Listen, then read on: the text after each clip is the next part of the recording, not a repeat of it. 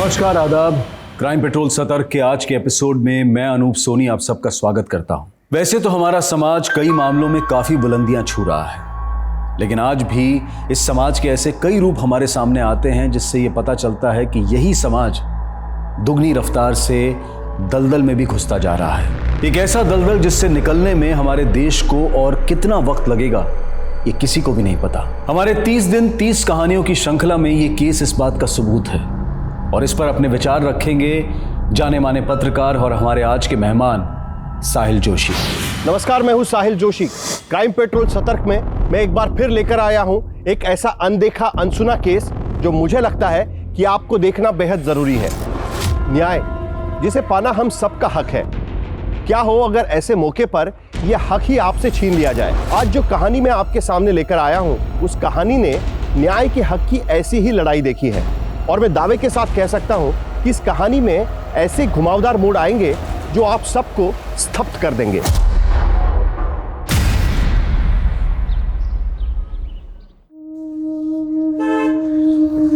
अरे जल्दी करो, आगे बोलो। आइए आइए। नमस्ते भाई साहब। नमस्कार भाई साहब। नमस्कार। आइए। खुश रहो बेटा, खुश रहो। भाभी जी नहीं आई? वो क्या ना कि योगेश का एग्जाम है तो इसलिए माँ बेटा घर पर ही रह गए। अच्छा, आइए आइए। कोई तकलीफ तो नहीं हुई ना आने में? नहीं, हमें तो आने में कोई तकलीफ नहीं हुई, बहुत आराम से आए हैं हम लोग। तो वो क्या ना रास्ते में एक जगह थोड़ा चाय वाय पीने के लिए रुक गए थे।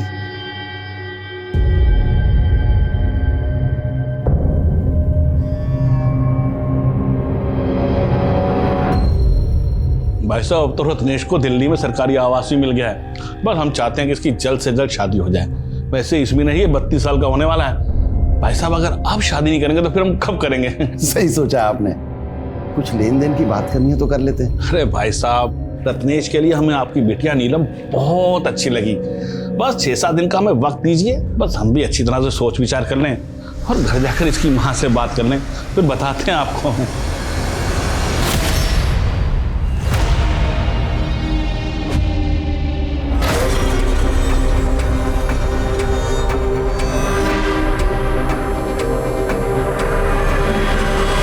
चंदू, माँ पत्नी नहीं नौकरानी चाहिए उन लोगों को। नीलम बेटा, इतना काम तो हर औरत को करना पड़ता है और यहाँ अपने घर में सब काम नहीं करती हो क्या तुम? हाँ, पर अपने घर में काम करने पे दहेज थोड़ी देना पड़ता है। ब्याह के बाद उनका घर ही तुम्हारा अपना घर होगा और जो भी लेकर जाओगी तुम्हारे ही काम आएगा ना। एक नंबर के लालची है वो लोग। और वो लड़का लगभग 14 साल बड़ा है हमसे। सिर्फ 14 ही साल बड़ा है ना? तुम्हारी अम्मा को देखो, 15 साल छोटी है हमसे, पर निभाया ना उसने सब कुछ। कभी कोई अनबन हुई हमारे बीच? और रही बात दहेज की, वो तुमको नहीं ना देना है, वो हम देख लेंगे कैसे करना।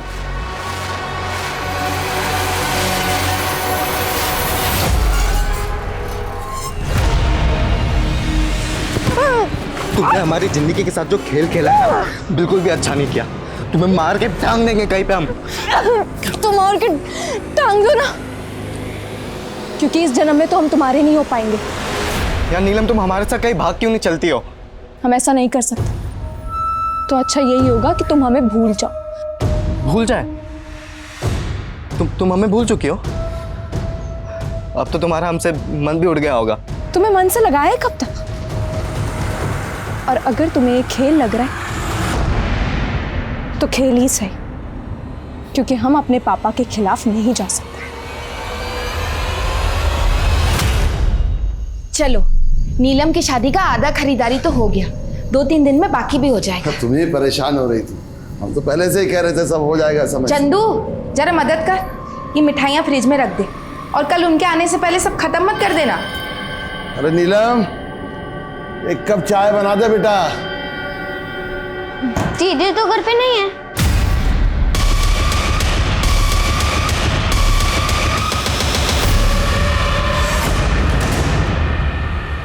वो आया था क्या? नहीं तो।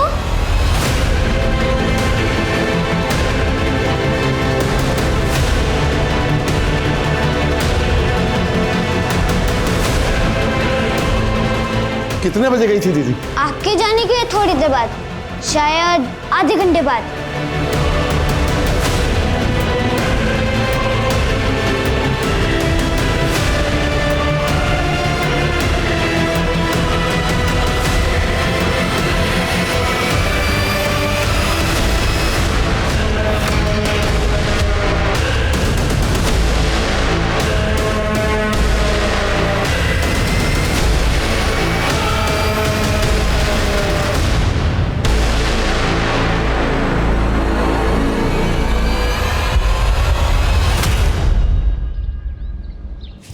अरे हरीश, माधव, जल्दी जल्दी चलो।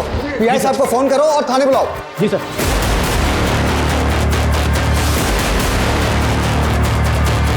हटो हटो।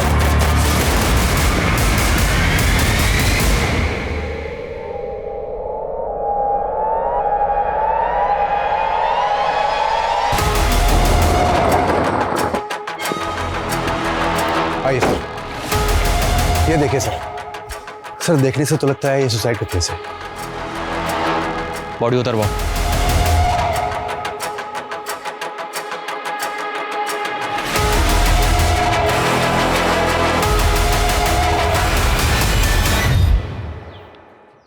लड़की के गले पे 2 मार्क हैं। शायद इसका पहले गला दबाया गया और उसके बाद इसको लटका दिया गया। रस्सी वहां बंधी हुई है। इस लड़की के पैर जमीन से तकरीबन 5 या 6 फीट ऊपर झूल रहे थे। गुप्ता सर, ये लड़की पेड़ के इस पार्ट से चढ़कर तो वहां तक जा नहीं सकती, और ना ही आसपास कोई सीढ़ी या स्टूल है जिसका सहारा लेके ये लड़की इस पेड़ पर चढ़े और सुसाइड अटेम्प्ट करे। गुप्ता सर, इस लड़की को यहां किसी और ने लटकाया होगा।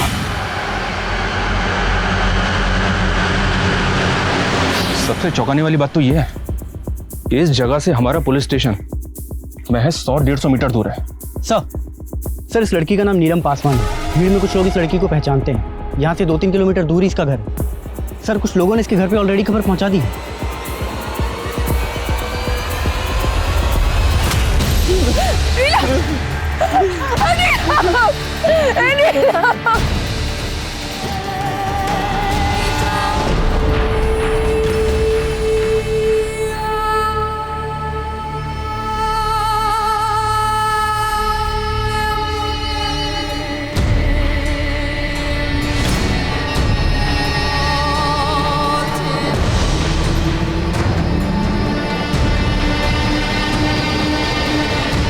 आप लोगों का दुख हम समझ सकते हैं, लेकिन हमारी बेटी आत्महत्या नहीं कर सकती साहब। हत्या हुई है उसकी।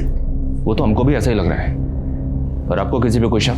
विकी राजपूत, उसी ने मारा हमारी नीलम को। हम कहे थे ना कि हम आपकी बेटी नीलम से शादी करेंगे, तो फिर काहे उसे किसी और के साथ जबरदस्ती बांध रहे आप? तुम्हारी बकवास बंद हो गई तो निकलो यहाँ से, नहीं तो हमको पुलिस को खबर करना पड़ेगा। पुलिस अब इन्वॉल्व होगी क्योंकि अब होगा कांड, बहुत बड़ा कांड। अच्छा, नीलम को आखिरी बार आपने कब देखा था? कल शाम को 5 बजे वो घर से गई थी। मतलब वो पूरी रात घर नहीं लौटी? तो फिर आप लोग हमारे पास पहले क्यों नहीं आए? हमें लगा कि वो वापस आ जाएगी। जांच करने के लिए आप लोग हमें नीलम का मोबाइल नंबर दीजिए। नीलम के पास कोई मोबाइल नहीं था साहब।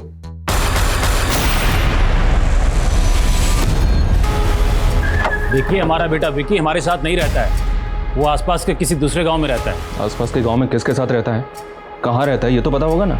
हमें कुछ नहीं मालूम इस वक्त वो कहाँ है। 24 घंटे के अंदर अंदर अगर वो थाने में हाजिर नहीं हुआ ना, तो पूरे परिवार को अंदर डाल दूंगा।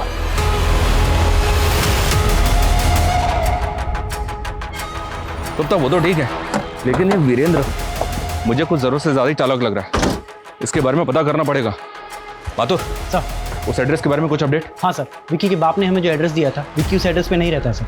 और सर वो ज़मीन जहाँ पे हमें नीलम की लाश पेड़ से लटकी हुई मिली, वो ज़मीन भी विक्की और उसके बाप के नाम ही है। वैसे ये दोनों बाप बेटे हैं तो दबंग। कहीं ऐसा तो नहीं कि ये कांड करने के बाद ये हमें ही चैलेंज कर रहे हो? इस विकी के लिए लुकआउट नोटिस जारी कर। ये लड़का मुझे जल्द से जल्द अंदर चाहिए।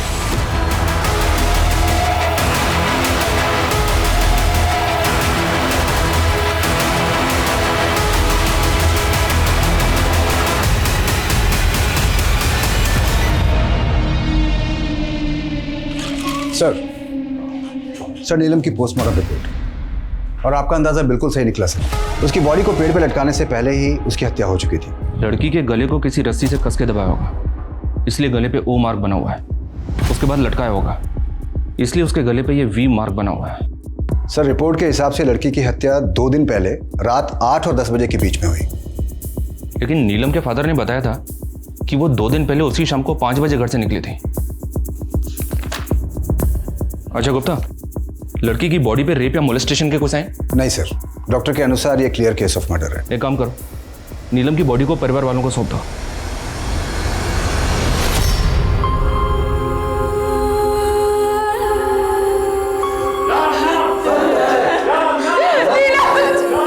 नीलम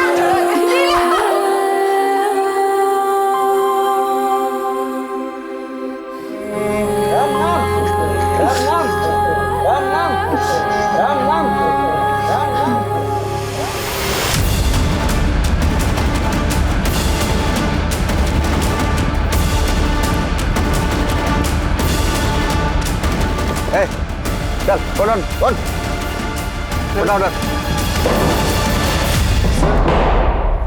सर हम नीलम को क्यों मारेंगे? हम तो नीलम से बहुत प्यार करते थे और हम भागे नहीं थे। वो उसके दुख में। 2 सितंबर की शाम को कहाँ था तू? सर 2 सितंबर की शाम को हम नीलम से मिले थे और नीलम ने खुद ही हमको सामने से फोन करके मिलने बुलाया था। नीलम के बाप ने हमें बताया कि उसके पास फोन नहीं था और तू बोल रहा है कि खुद नीलम ने तुझे फोन करके बुलाया था। ऐसे कैसे फोन नहीं था नीलम के पास? हमारी और नीलम की जब भी बात होती थी फोन पर ही होती थी और उस शाम को असल में नीलम ने हमको सामने से फोन करके मिलने बुलाया था। अभी समय मिला तुम्हें हमें फोन करने का? आज क्यों हमारे घर पे आके हमारे पापा को धमकी देकर गए हो? क्योंकि तुमने अपना फोन बंद रखा था, इसलिए हमें तुम्हारे घर पर आना पड़ा, समझे?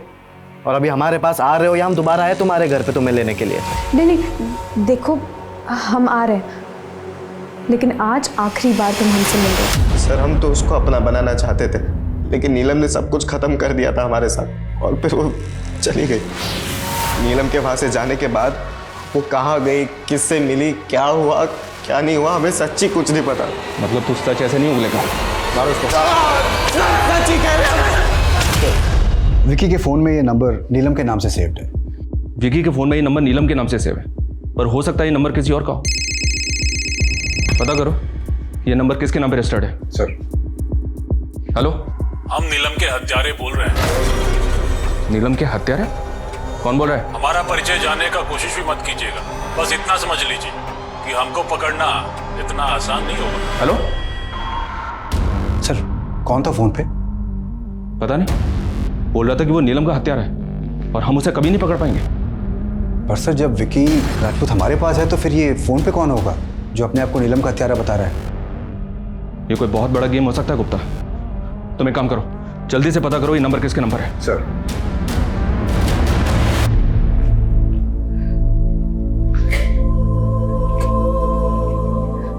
सोनम चाची अब बस कीजिए, कब से रोई जा रही है। देखो मैं खाना लाई हूँ, थोड़ा सा खा लीजिए। और अब देखना पुलिस वाले उस हैवान को ढूंढ निकालेंगे। पूरे गांव में सबसे पूछताछ कर रहे हैं। बस आप हिम्मत मत हारना। पता नहीं उस दरिंदे ने हमारी नीलम के साथ क्या क्या किया होगा। क्या क्या किया होगा? क्या क्या किया होगा मतलब? सर डिटेल्स मिल गई है। जिस नंबर से आपके फोन पे कॉल आई थी वो एक फेक आईडी से लिया हुआ नंबर है। और सर विकी के फोन में जो नंबर नीलम के नाम से सेव्ड है वो नीलम के नाम पे रजिस्टर्ड है। तो फिर नीलम के फादर ने हमें ऐसा क्यों बोला? नीलम के पास कोई मोबाइल नहीं था साहब। सर नीलम के फादर संजय पासवान की कॉल लॉग तो और भी इंटरेस्टिंग है। ये देखिए, संजय पासवान की कॉल लॉग में हमें नीलम के भी कॉल्स मिले हैं। इसका मतलब ये संजय पासवान हमसे नहीं बताएगी। अरे छोड़िए, हमको छोड़िए, हम चुप रहने वाले नहीं हैं। एक मिनट, ये क्या तरीका है? हाँ, क्या हुआ? हमें आपसे एक बात पूछनी, हमारी बेटी के बदन पे जगह जगह निशान क्यों थे? उसकी जान की हड्डी क्यों टूटी थी? हमारी बेटी का बलात्कार भी हुआ था क्या? बलात्कार? हाँ साहब, गुंजन ने खुद अपनी आंखों से देखा था। हम तो बिल्कुल होश में नहीं थे। हमारी बच्ची को हमने कफन में ही देखा, लेकिन गुंजन ने उसे अच्छे से देखा था साहब। शमशान जाने के पहले नीलम को उसी ने तैयार किया था।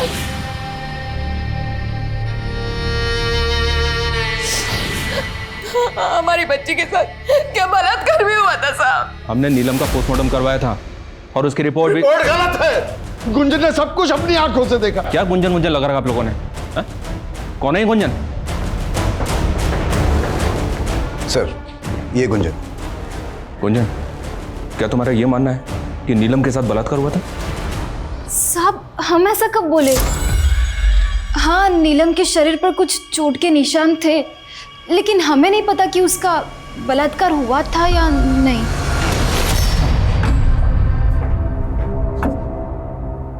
गुंजन से बात की हमने, उसने तो हमसे कहा कि उसने आपको ऐसा कुछ भी नहीं बताया कि नीलम का रेप हुआ था या नहीं। गुंजन से जो बस बहुत नाटक हो गया आपका। अब इस सवाल सिर्फ हम पूछेंगे और आप जवाब देंगे। आपने हमसे झूठ क्यों बोला कि नीलम के पास फोन नहीं था, जबकि उसके पास फोन था जिस रात को वो मिसिंग हुई थी? आप लोग उसी रात को हमारे पास क्यों नहीं आए उसकी रिपोर्ट लगाने के लिए? उस रात हम इसलिए आपके पास नहीं आए थे कि नीलम ने घर से जाते वक्त आखिरी कॉल विकी को किया था। हमको लगा नीलम विकी के साथ भाग गई है। हम नहीं चाहते थे हमारी और भी बदनामी। मान लेते कि आप सच्चे हैं, तो नीलम अपना फोन उस दिन घर पे छोड़ के क्यों गई? कुछ हफ्ते पहले ही हमने नीलम का फोन उससे ले लिया था। कहाँ थी? पापा वो मैडम के मजनू का कॉल है, पूरे गांव में नाक कटवा दिया हमारी। अभी भूषण भाई बता के गए हमको। जरा आज से ये फोन तुमको नहीं मिलेगा। हम नहीं चाहते कि कोई उसे देखे और बेटी की बदनामी हो। आप चाहते तो हम लाके वो फोन दिखा सकते हैं आपको। गुप्ता सर, ये तो कहानी पे कहानी बनाया जा रहा है। तुम एक काम करो, इसको यहीं पे रोक के रखो और माथुर से कहो कि इसके घर से नीलम का फोन जब्त करे तुरंत। जी सर। सर नीलम के घर से उसका ही फोन बरामद हुआ है। इसमें नीलम और विकी दोनों की कुछ तस्वीरें भी हैं। कुछ पता चला क्या? नहीं सर। कोई बात समझ में नहीं आ रही है। अरे हम नीलम के बाप हैं। हमको काहे बैठा रहे हो यहाँ? अरे एक मिनट, एक मिनट, ये क्या शोर मचा रखा है? वो विजेंद्र के हाथों बिक गए हो तुम सब लोग। हाँ, हमको यहाँ बैठा के विक्की को छोड़ने वाले हो? हाँ, पैसा खाए हो ना विजेंद्र से सब लोग। हो जाइए। अब अगर एक शब्द और बोला ना और ऊंची आवाज में बात की तो क्या करेंगे आप लोग? हाँ, एक बेकसूर और कमजोर आदमी को मार के हवालात में बंद कर देंगे क्या करेंगे? हमको मामूली आदमी मत समझना। हम हिला के रख देंगे तुम सबको। मीडिया में जाएंगे, समझे? चलो चलो हमारे साथ। अरे क्या शोर मचा रहे हो? अरे क्या बाहर जाना है? अरे तुम हटो।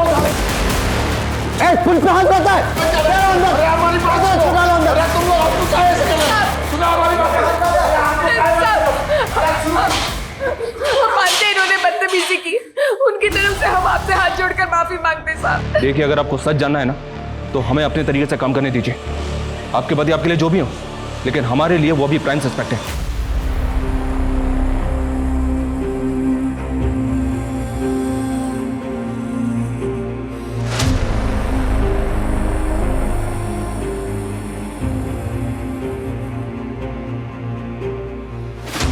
इस केस में पुलिस ने जितनी भी कोशिशें की थी, उन सभी कोशिशों से अब तक वो किसी भी नतीजे पर नहीं पहुंच पा रहे थे। नीलम के पिता संजय पासवान और उसका बॉयफ्रेंड विक्की राजपूत दोनों ही लॉकअप में बंद थे।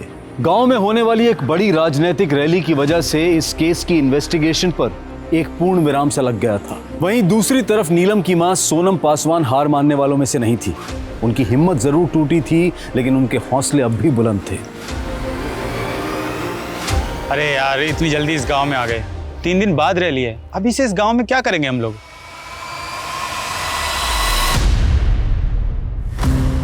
देखिए, मेरा नाम निशी सिंह है और ये मेरे कैमरामैन साथी है सुहास टंडन। हम आपकी मदद करना चाहते हैं। हेलो साहिल सर, मुझे एक केस मिला है सर। अगर आप इस केस को कवर करेंगे ना तो ये एक नेशनल फुटेज बन जाएगा सर। हम करेंगे तो ये सिर्फ एक लोकल न्यूज़ बन जाएगी सर। पत्रकार निशी सिंह एक राजनीतिक रैली कवर करने के लिए जिस गांव में गई थी, उस गांव में उसे दिल दहलाने वाली और एक मार्मिक कहानी मिली, जिसमें एक 18 साल की लड़की को मारकर पेड़ से लटका दिया गया था। अब ऐसी जगहों पर राजनीतिक रैली करने का क्या फायदा जहां पर इंसानियत दिन दहाड़े फंदे पे लटकी हो। संवाददाता निशी सिंह ने इस केस के बारे में जो जानकारी इकट्ठा की है, उसके मुताबिक पुलिस का शक नीलम पासवान के बॉयफ्रेंड विकी राजपूत और उसके पिता संजय पासवान पे है। लेकिन आखिर इस केस की सच्चाई क्या है? क्या वाकई में विकी राजपूत ने नीलम की हत्या की है, या नीलम के पिता संजय पासवान का इस केस से कोई लेना देना है? आइए चलते हैं संवाददाता निशी सिंह के पास। नीलम पासवान की मौत ने पूरे देश को हिलाकर रख दिया है। आज ऑपोजिशन पार्टी के नेता श्री कुंदन मेहता नीलम पासवान की मां से मिलने आए हैं, जो यहां पुलिस स्टेशन में कई दिनों से बैठकर अपनी बेटी के लिए न्याय मांग रही है। नीलम पासवान केस में एक महत्वपूर्ण खबर। नीलम पासवान केस अब Delhi rape and murder case में चर्चित रहे IIA के सीनियर ऑफिसर आदिल खान के हवाले कर दिया गया है।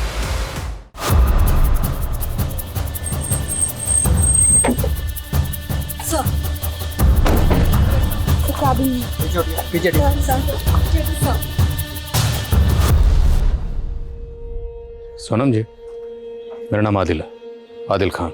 मैं इस केस का नया इन्वेस्टिगेटिंग ऑफिसर हूँ। सबसे पहले तो मैं आपसे हाथ जोड़कर माफ़ी मांगता हूँ, जो आपके और आपके परिवार के साथ ज्यादती है और आपकी बेटी को इंसाफ मिलने में देरी हुई। पर मैं आपको यकीन दिलाता हूँ, अब आपकी बेटी को इंसाफ मिलकर रहेगा। अब आप बेफिक्र होकर अपने घर जाइए। आपकी बेटी को इंसाफ मिलेगा, ज़रूर मिलेगा, और जल्द मिलेगा।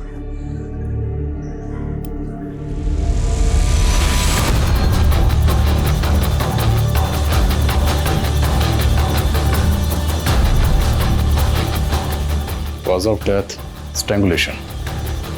विसरा के कागज कहीं दिख नहीं रहे। विसरा? यस, विसरा।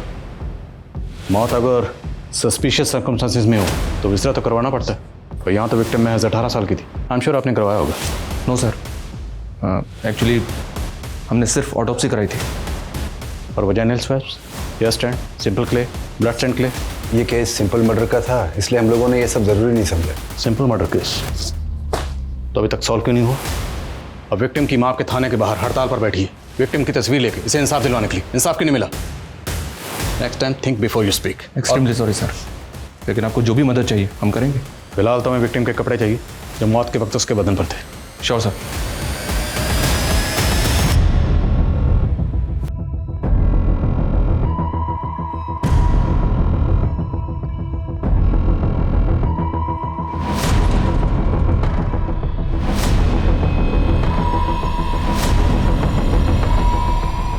इन कपड़ों को तुरंत फोरेंसिक भेजो।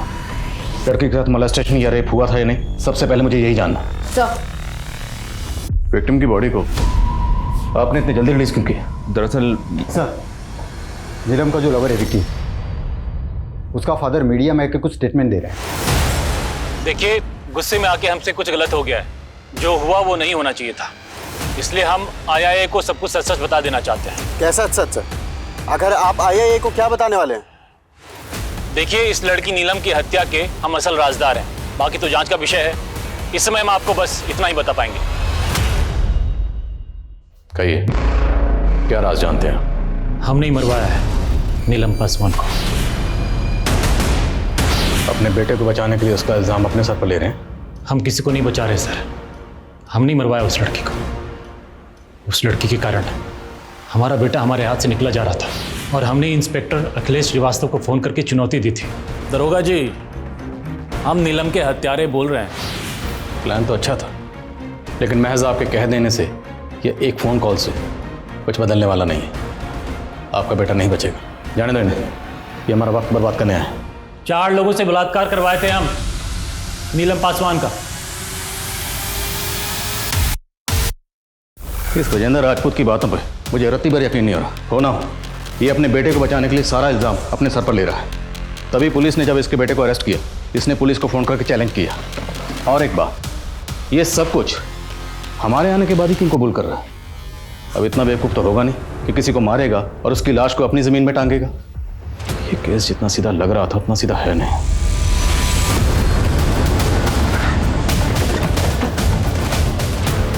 गुंजन, तुम्हें बिल्कुल भी डरने या घबराने की जरूरत नहीं।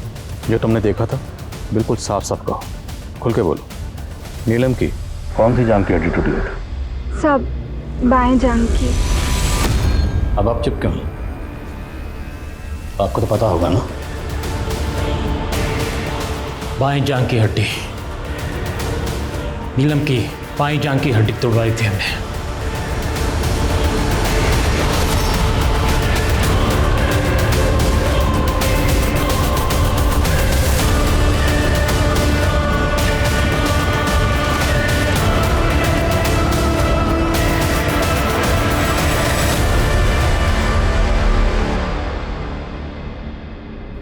पापा,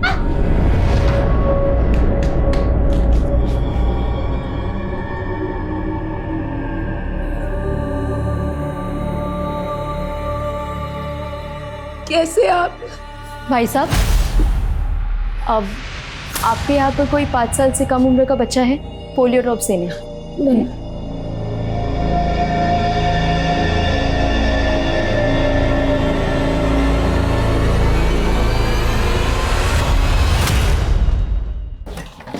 सर, नीलम के कपड़ों की फॉरेंसिक रिपोर्ट आ गई है। इस पे 4 अलग अलग लोगों के डीएनए मिले।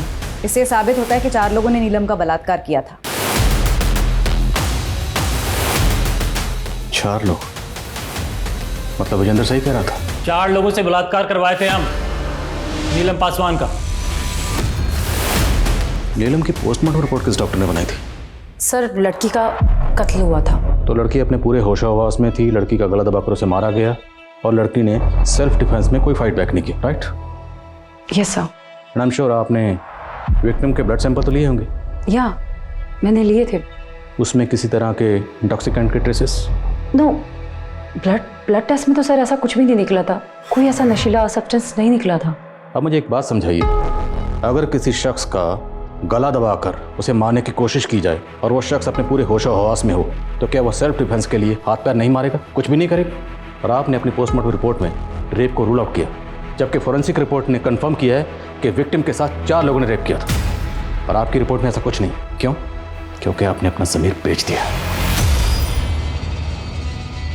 बंटी, आबिद, गुड्डू और मुन्ना, ये चारों हमारे साइट पर दिहाड़ी पर काम करते थे। ये चारों अब कहाँ पे? पता नहीं, हमने चारों को पैसे दिए थे और कहा था कि लड़की के साथ जो चाहे करना, फिर उसको मार के 2-4 हफ्तों के लिए कहीं गायब हो जाना। आखिर वो कौन है जिसने नीलम की पोस्टमार्टम रिपोर्ट को मैनिपुलेट किया? हमें उस शख्स का जल्द से जल्द पता लगाना होगा। हाँ श्रीवास्तव।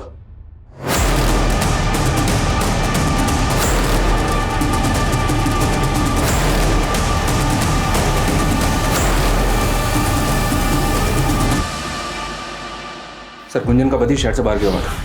जब ये वापस लौट के आया तो उसने गुंजन की लाश को लटके हुए देखा। तो गुंजन के पति का कहना है कि गुंजन ने सुसाइड किया? जी हाँ सर, हालांकि अभी तक हमें घर में कोई सुसाइड नोट नहीं मिला है।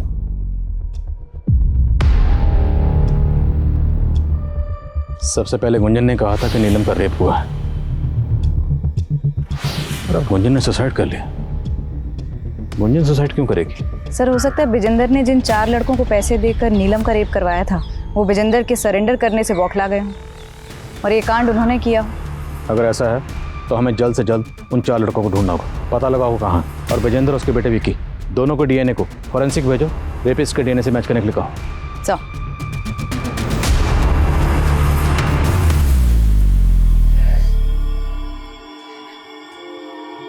चंदू बेटा, तुमने बहुत दिनों से ठीक से कुछ खाया नहीं है, आज सुबह से भी भूखे हो। ये देखो तुम्हारी फेवरेट क्रीम बिस्किट, खा लो।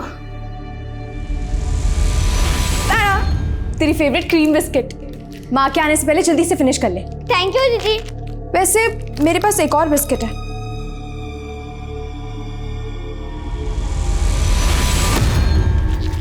हमें नहीं खाना बिस्किट, हमें बस दीदी चाहिए, उनको ले आओ। सर, इन 4 लड़कों का कहीं भी पता नहीं चला है। लोकल बस अड्डे से लेकर रेलवे स्टेशन तक सब जगह छान मारा। सर, लगता है अब इनके ऑफिशियल रिकॉर्ड्स खंगालने पड़ेंगे, तभी इनके घर का पता निकलेगा। इलेक्शन कमीशन, मनरेगा और आधार कार्ड, इन सब ऑफिसेज में छान मारती हूँ सर। गुड। और सर एक और बात, विजेंद्र राजपूत और उसका बेटा विक्की राजपूत, इन दोनों के डीएनए रेपिस्ट के डीएनए से मैच नहीं किए। किसी भी तरह इन 4 लड़कों का पता लगाओ। एक बार ये 4 लड़के मिल जाएं तो सारा मामला खुद ब खुद साफ हो जाएगा। सर, बंटी, आबिद, गुड्डू और मुन्ना, इन 4 नामों के 55 लोग चंदौली की वोटर्स लिस्ट में रजिस्टर्ड हैं। सर, हो सकता है इस लिस्ट में वो 4 लोग भी शामिल हो जिनकी हमें तलाश है। इन सबको विजेंद्र को दिखाओ और इसमें से वो 4 लोग आइडेंटिफाई करवाओ जिसे भागने के लिए विजेंद्र ने कहा था। असीमा, विजेंद्र की कंस्ट्रक्शन साइट पे तुम जिस मैनेजर से मिली थी उसे भी बुलाओ। सर,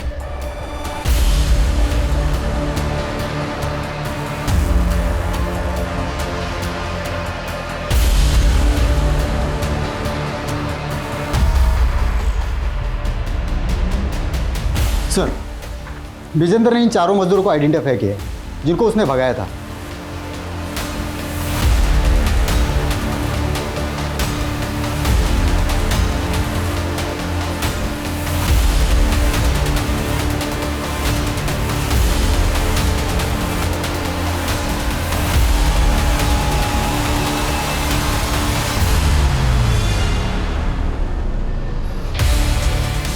तो मतलब इतना तो तय है कि विजेंद्र ने इन 4 को भागने के लिए कहा था।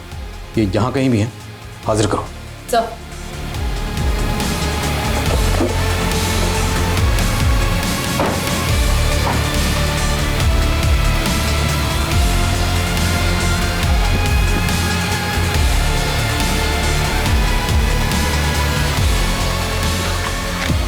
अरे मैडम, अरे बैठाओ इसे गाड़ी। अरे मैडम मैंने किया क्या मैडम?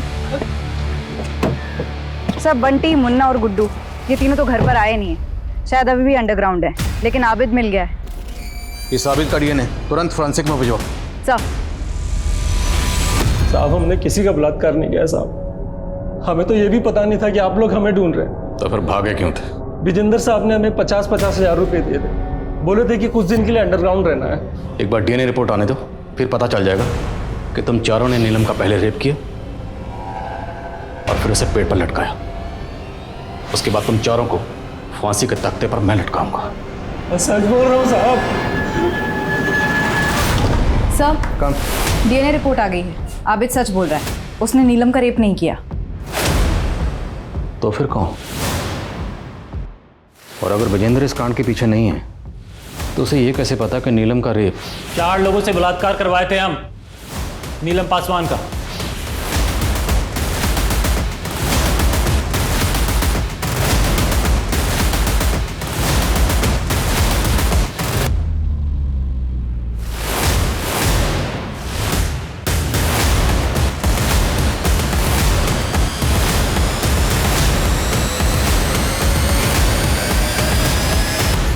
ये विकी तो बार बार यही कह रहा कि इसने नीलम के साथ कुछ नहीं किया, जबकि नीलम को आखिरी बार इसी के साथ देखा गया था। तो ये जानना ज़रूरी है कि नीलम और ये आखिरी बार एग्जैक्टली कहाँ मिले थे। विशाल, निकालो इसे लॉकअप से। सर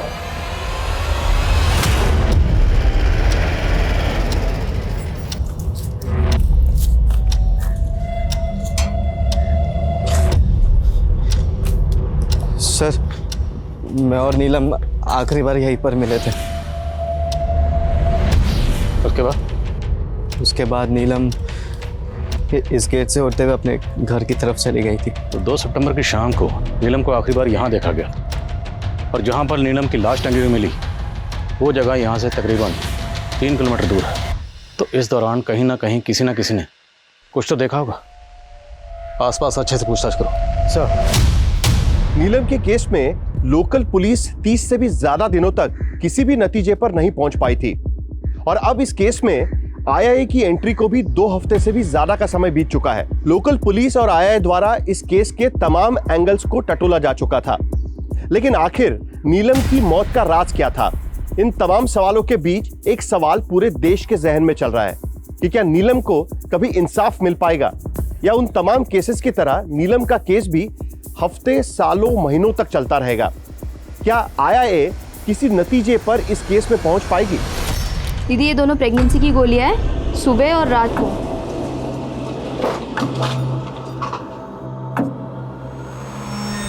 लगता है ये दिल्ली पुलिस भी खाली आती जाएगी। कितना बुरा हुआ ना बेचारी लड़की के साथ। कौन, वो नीलम पासवान? हाँ, बेचारी का बलात्कार करके पेड़ से टांग दिया उसको, और बताइए किसी ने कुछ देखा तक नहीं। अब चल छोड़ना, तुझसे क्या कहना। क्या हुआ दीदी, आपने कुछ देख लिया था क्या? इस सब के पीछे ना किसी बड़े आदमी का हाथ है, तुझे तो पता ही है। रात में गांव में 9-10 बजे के बाद एकदम सन्नाटा हो जाता है और उसके बाद कोई भी गाड़ी निकलती है तो साफ सुनाई देती है उसकी आवाज़। उस दिन भी निकली थी एक गाड़ी यहीं से, बस उसके आगे बम्पर नहीं था। कब? इस वाले रास्ते से? हाँ। ये लोग भी ना, पता नहीं इनको कि लोगों को मारने में क्या मजा आता है। चलिए आप ख्याल रखिए, मैं चलती हूँ। कंफर्म है ना? यस सर, उस रात को एक रेड कलर की सेडान कार देखी गई थी। अगर हम उस रास्ते को फॉलो करें तो शायद हमारे हाथ कुछ लगे। सर, हमें इसी रास्ते को फॉलो करना है। अगर उस रात यहाँ इस इलाके में कोई गाड़ी आई थी तो वो इसी रास्ते से आगे गई होगी। विकी ने भी यही कहा था कि नीलम मुझसे मिलने के बाद इसी रास्ते से अपने घर गई थी। हो ना हो, इस रास्ते से हमें इस केस की कोई ना कोई लीड जरूर मिलेगी। सबसे पूछते रहो।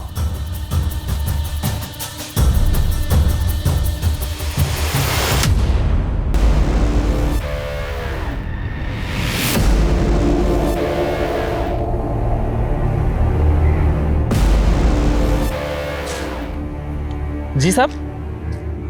किसका घर है? नेताजी का। कौन नेताजी? राजन द्विवेदी जी।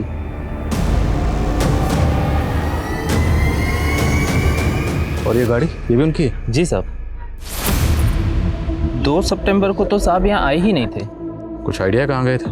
ये तो नहीं पता, शायद लखनऊ गए थे। ठीक, शुक्रिया। रूलिंग पार्टी का नेता, जो भी किया होगा बड़ी सफाई से किया होगा। और हो सकता है कि काफिला उस औरत ने कहा था कि गाड़ी का बम्पर टूटा हुआ था, पर ये तो सही सलामत लग रही है। शायद रिपेयर करवाया गया हो। वही तो सबूत होगा अपने लिए।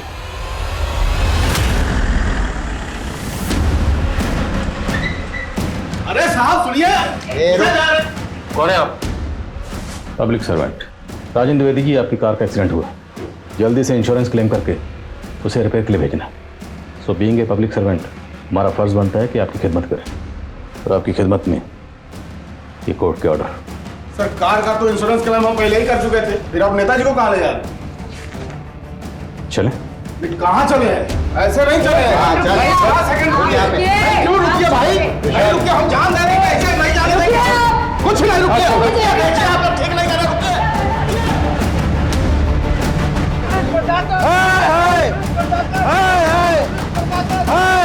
नहीं चलेगी, नहीं चलेगी, पुलिस की जाती नहीं चलेगी, नहीं चलेगी, नहीं चलेगी, नहीं चलेगी, नहीं चलेगी, नहीं चलेगी। चलो फोन काहे नहीं उठा रहे? उठा लीजिए, आपको पता चल जाएगा कि हम कौन हैं। नेताजी, जिस दिन आपकी गाड़ी का इंश्योरेंस क्लेम हुआ, ठीक उसी दिन नीलम पासवान की लाश पेड़ पे लटकी हुई मिली। ये महज इत्तेफाक तो नहीं हो सकता। जब तक डीएनए रिपोर्ट फाइनल नहीं बन जाती, आपके ब्लड सैंपल्स हमारी निगरानी में रहेंगे। और एक बार डीएनए रिपोर्ट आने दीजिए, फिर देखता हूँ। ऑफिसर, ये क्या बकवास कर रहे हो तुम? अभी तो बकवास सामने। साहब बेमतलब परेशान कर रहे हैं नेताजी को। उस लड़की का रेप हमने किया है। नेताजी, अपने पालतू से कहिए भौंकना बंद करें। अब आपको कोई नहीं बचा सकता। तूने रेप किया, एक बार डीएनए रिपोर्ट आने दे, सब साफ हो जाएगा रेप किसने किया।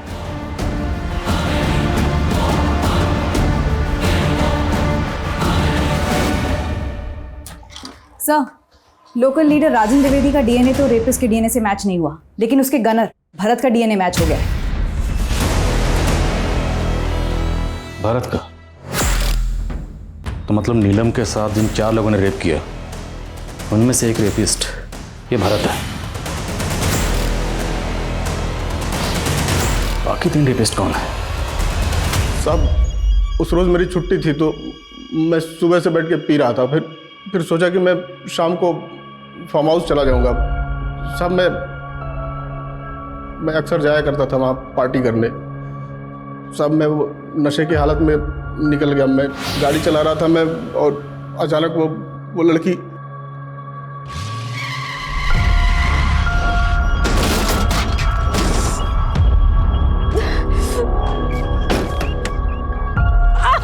अरे आप तो खड़ी भी नहीं हो पा रही हैं। आइए आपको किसी डॉक्टर के पास। नहीं, मैं ठीक हूँ। डरिए मत, भरोसा रखिए। यहाँ के नेताजी को तो जानती है ना, राजेंद्र द्विवेदी, मैं उनके लिए काम करता हूँ। भरत जा नाम है हमारा। आइए, डरिए मत। सब लड़की को देख के नीयत डोल गया था हमारा, और फिर सीधा हम उसको लेकर नेताजी के फार्म हाउस आ गए।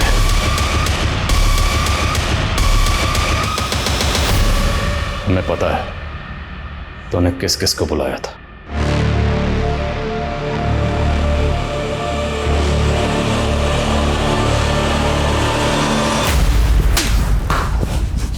खेल खत्म।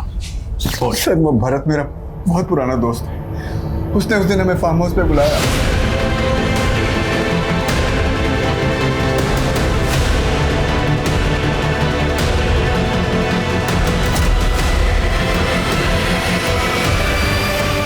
उसके बाद उस लड़की को पुलिस गाड़ी में डाला और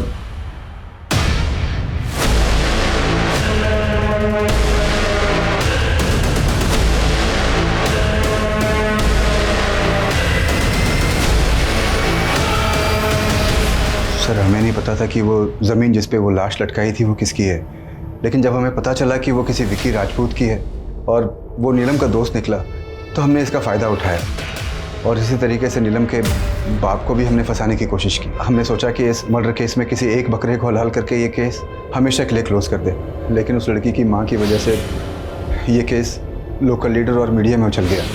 सर हमें ब्रजेंद्र का एंगल भी काफ़ी स्ट्रांग लगा था, लेकिन वो हमारे हिसाब से नहीं हो पाया। और वो कमज़ोर कड़ी थी ब्रजेंद्र राजपूत का बेटा विकी राजपूत। विजेंद्र अपने बेटे को लेकर पहले से डरा हुआ था और मीडिया में बवाल के बाद, हमारे आ जाने के बाद वो और डर गया और तुम लोगों ने उसके इसी डर का फायदा उठाया और उसे मजबूर किया कि सारा इल्जाम अपने सर ले ले। देख लो विजेंद्र बाबू, वैसे भी मामला मीडिया में बहुत उछल चुका है। फांसी तो पक्का होगा या हो सकता है एनकाउंटर भी करना पड़े, लेकिन अगर तुम कुछ करो तो मामला संभल भी सकता है। तुमको क्या लगा कि हमको कुछ पता नहीं चलेगा कि वो कॉल किसका था? दरोगा जी, हम नीलम के हत्यारे बोल रहे हैं। राजन द्विवेदी साहब के हम बहुत करीबी हैं। आज तुम काम आओ, कल हम आएंगे।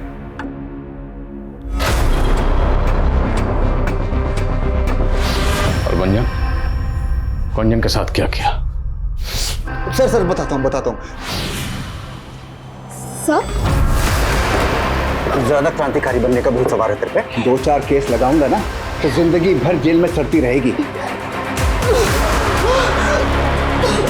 थाने में इंस्पेक्टर साहब के सामने जुबान नहीं खोलनी चाहिए। सर हमें फिर भी डर था कि कहीं वो आपके सामने मुंह न खोल दे, इसलिए हमने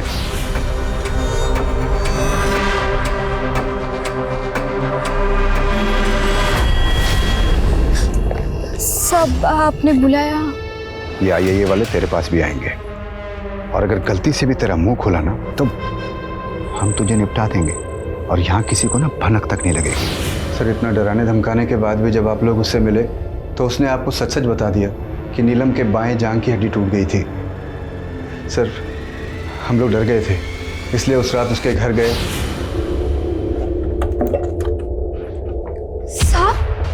साहब हमने वो अफसर लोगों को कुछ भी नहीं बताया। ठीक है, अब तक नहीं बताया तो इसकी क्या गारंटी है कि आगे भी नहीं बताओगी? माधुर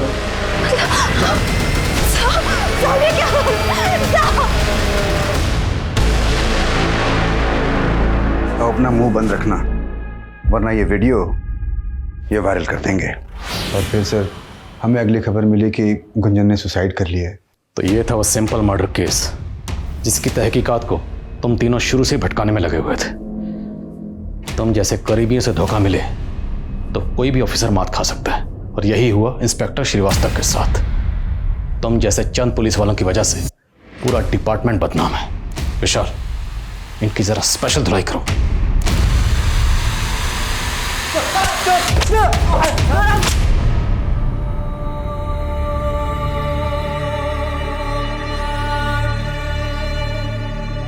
हमारे देश में कई बार ऐसे मामले सामने आते हैं जिसमें कानून के रखवालों ने कानून का मजाक बना दिया।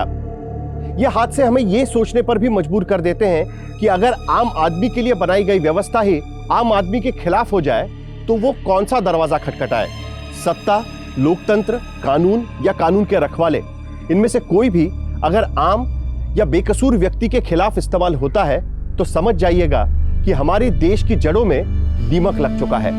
इस केस के सभी अक्यूज्ड इस वक्त जुडिशियल कस्टडी में हैं और IIA ने एक वाटर टाइट केस तैयार किया है ताकि समाज के सामने हमारी न्याय व्यवस्था का एक सही उदाहरण पेश किया जा सके और आम जनता के मन में कानून को लेकर विश्वास फिर से पैदा किया जा सके। अब मैं अनूप सोनी आपसे विदा लेता हूं। फिर मुलाकात होगी क्राइम पेट्रोल सतर्क में एक और नए केस के साथ। तब तक अपना और अपने परिवार का ख्याल रखें, सतर्क रहें, सुरक्षित रहें और देखते रहें क्राइम पेट्रोल सतर्क। जय हिंद।